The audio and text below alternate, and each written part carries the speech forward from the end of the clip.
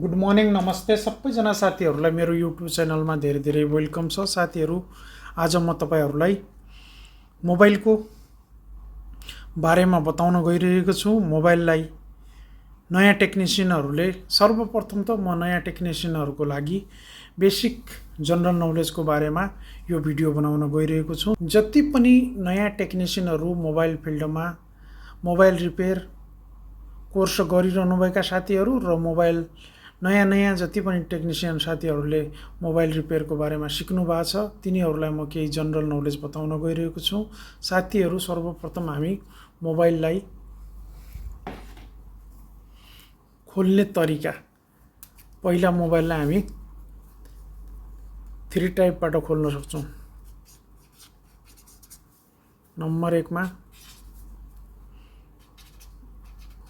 Back cover open, त्योपछि बीचबाट centre open र तेस्रो फ्रन्ट ओपन। 3 तरिकाबाट हामी मोबाइललाई के गर्न सक्छौँ, एउटा ओपन गर्न सक्छौँ। जसै नयाँ टेक्निसियनको लागि जान्नै पर्ने यो एउटा हो साथीहरू। यी हेर्नुहोस्, ब्याक भन्नाले हामी यो मोबाइललाई फर्स्ट नम्बरमा छ ब्याक कभर। यो ब्याकबाट हामी यसरी ओपन गर्छौँ। यसलाई यसरी ब्याकबाट ओपन गर्ने एउटा यो मोबाइललाई ब्याकबाट यसरी ओपन गर्न सकिन्छ। अर्को मोबाइललाई हामी साथीहरू यो सेन्टरबाट हेर्नुहोस्, यसरी सेन्टरबाट तपाईँ यस्तो धारिलो चिज नलिनु होला। नयाँ टेक्निसियनहरूलाई म के भन्छु भनेपछि चाकु, तपाईँको यस्ता हतियारहरू तपाईँको नलिनु। सबैभन्दा राम्रो बेस भनेको के हो भने प्लास्टिकको जति पनि मोबाइलमा युज हुन्छ स्क्रैच नआओस् भन्नुको लागि तपाईँले सधैँ प्लास्टिक युज गर्नु होला साथीहरू। प्लास्टिकको युज गर्नु होला। हेर्नुहोस्, मैले यो प्लास्टिकको युज गरिरहेको, तपाईँले पनि यसरी प्लास्टिक युज गर्ने। यसरी प्लास्टिकको तपाईँले ओपनरहरू युज गरेपछि तपाईँको मोबाइल आरामले खुल्न सक्छ। हेर्नुहोस् साथीहरू, यो भयो तपाईँको बीचबाट खुल्ने। हेर्नुहोस् साथीहरू, यो बीचबाट खुल्ने भयो तपाईँको। ओके, यो तपाईँको बीचबाट खुल्ने 2 नम्बरको यो बीचबाट खुल्ने मोबाइल पर्यो साथीहरू। यसरी हामी बीचबाट यसरी खोल्न सक्छौँ। हेर्नुहोस्, यो मोबाइललाई हामी बीचबाट खोल्न सक्छौँ। अब यो अर्को मोबाइल छ साथीहरू, यसलाई हामी फ्रन्टबाट खोल्ने। फ्रन्ट भन्नाले यहाँ हेर्नुहोस् अगाडिबाट, यसलाई हामी फ्रन्टबाट यसरी खोल्न सक्छौँ। यसरी हेर्नुहोस् साथीहरू, तपाईँ पनि यसरी फ्रन्टबाट खोल्न सक्नुहुन्छ। नयाँ टेक्निसियनहरूले जान्नै पर्ने मोबाइल ओपन गर्दाखेरि हामी कसरी ओपन गर्न सक्छौँ भनेर यसरी नयाँ टेक्निसियनहरूले जान्नुपर्ने हुन्छ साथीहरू। यसरी हामी यसलाई यसरी फ्रन्ट साइडबाट ओपन गर्न सक्छौँ। अब साथीहरू, हामीले जसै मोबाइल त ओपन गरिसक्यौँ होइन। मोबाइल ओपन गरिसकेपछि अब मोबाइलमा यो जसै किप्याड मोबाइल होइन, किप्याड मोबाइलमा अब हामीले यसलाई ब्याट्रीलाई निकाल्ने। हेर्नुहोस् साथीहरू, अब यो मोबाइलमा सर्वप्रथम हामीले मोबाइलको कभर ओपन गरिसकेपछि भित्र अब हामीले ब्याट्री हुन्छ। ब्याट्रीमा मेन अब यो भनेको ब्याट्रीमा भोल्टेज चेक गर्ने मल्टिमिटरले अब ब्याट्रीलाई भोल्टेज चेक गर्ने।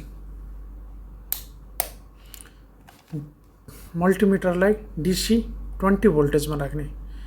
नयाँ टेक्निसियनहरूले साथीहरू DC 20 भोल्टेजमा राख्नु होला। जहिले पनि जुनसुकै ब्याट्री होस्, मोबाइलको ब्याट्री होस् चाहे जुन तपाईँको 20 भोल्टेजभन्दा कम, जो 20 भोल्टेजभन्दा कम छ त्यसलाई हामी DC भोल्टेजमा चेक गर्ने ब्याट्रीहरूलाई। अब हेर्नुहोस् साथीहरू, अब हामीले ब्याट्रीलाई चेक गर्नुपर्ने हुन्छ। हेर्नुहोस् साथीहरू, यो प्लस यो माइनस। प्लसमा हामी अब रेड राख्नेछौँ, माइनसमा माइनस राख्नेछौँ। यो हेर्नुहोस् साथीहरू, के छ यो ब्याट्री 0 छ हेर्नुहोस् साथीहरु, त्यही भएर मोबाइल अन भइरहेको छैन। अब साथीहरु तपाईले अर्को मोबाइलको पनि ब्याट्री यसरी चेक गर्न सक्नुहुन्छ। हेर्नुहोस् यो मोबाइलको पनि तपाईले ब्याट्री यसको पनि ब्याट्री चेक गर्न सक्नुहुन्छ साथीहरु। यसरी निकालेर यसको ब्याट्री पनि चेक गर्ने। हेर्नुहोस् यो प्लस यो माइनस।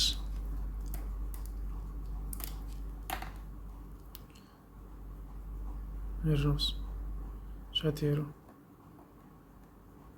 यसको पनि के छ 0 छ। यदि तपाईको मोबाइलको ब्याट्री 000 भोल्टेज या 3.7 भोल्टेज भन्दा कम छ भनेपछि तपाईले यसलाई बुस्टिङ गर्नुपर्ने हुन्छ। 3.7 भन्दा माथि तपाईले पुर्याएर तपाई ब्याट्री मोबाइललाई अन गर्नु पर्दछ। यो कभरको भित्र हेर्नुहोस् साथीहरु, यो रिङ्गर स्पिकर, यो तपाईको सिम स्लट, सिम लाग्ने होला, यो तपाईको मेमोरी स्लट। अब साथीहरु हामीले यहाँबाट यसलाई यसरी खोल्ने।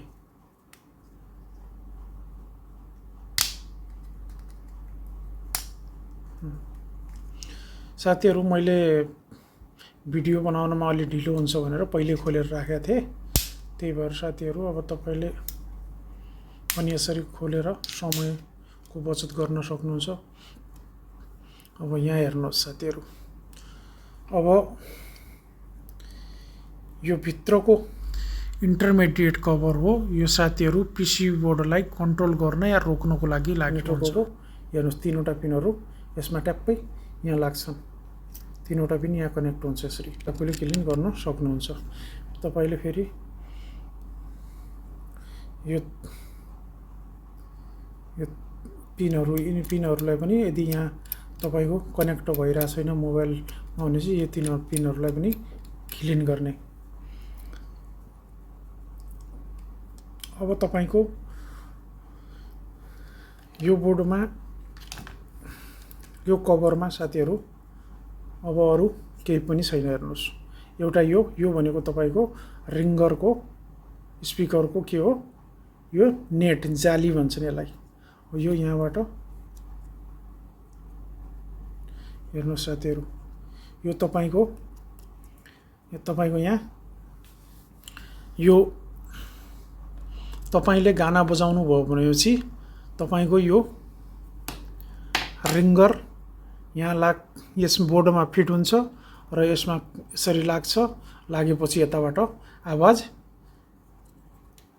हाम्रो यसमा बजेको आवाज यसरी हामी हेर्नु साथीहरु, यहाँबाट हामी यसबाट यसरी हामी यो होलबाट बाहिर, यसरी यो होलबाट हामी बाहिर गाना सुन्छौं साथीहरु। बाहिर आवाज आउँछ यसरी। यहाँ हामीले यसरी तपाईको फेरि यो यसरी लागेर तपाईको रिङ्गर यहाँ लागेर यो भित्र यहाँ रिङ्गर लाग्छ। अब साथीहरु तपाईले यो पीसीबी बोर्डलाई तपाईले चेक गर्नुको लागि तपाईले सर्वप्रथम अब यसलाई मल्टिमिटरलाई बर्जर रेन्जमा लिने डाइभर्ट मोड, बर्जर रेन्ज या डाइभर्ट मोड राख्ने र तपाई हेर्नुस् साथीहरु। अब यसमा बिपाइ राखेन। हेर्नुस् ब्याट्री लाग्ने यो पोइन्टमा सर्वप्रथम हामीले यो पोइन्टहरुलाई चेक गर्ने एक आपसमा सर्ट त भएको छैन भनेर।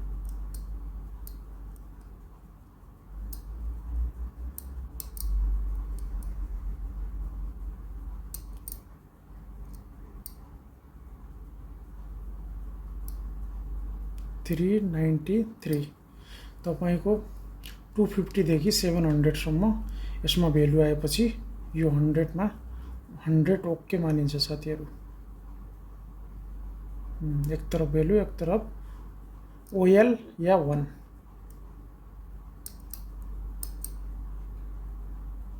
हेर्नुस् साथीहरु,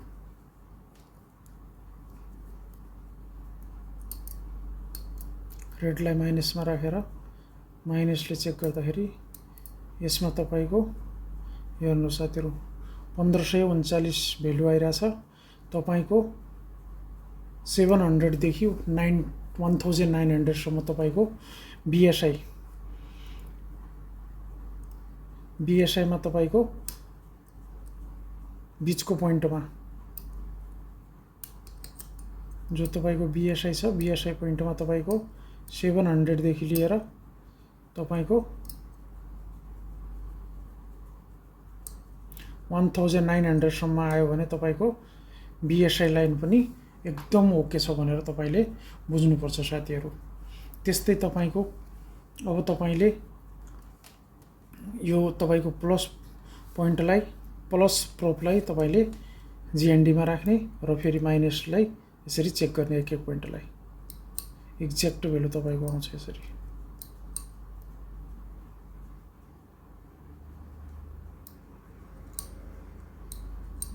यो तपाईको माइनस पोइन्ट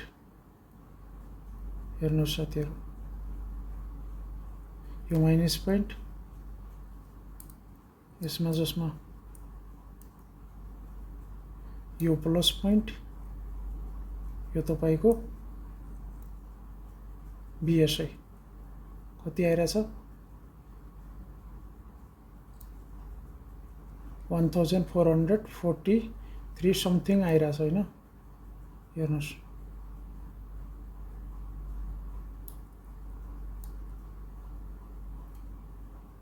1540 बराबर आइरहेछ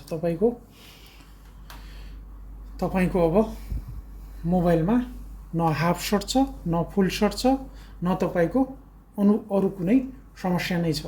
यो भिडियो पुरा हेरिदिनु भएकोमा धन्यवाद। Thank you.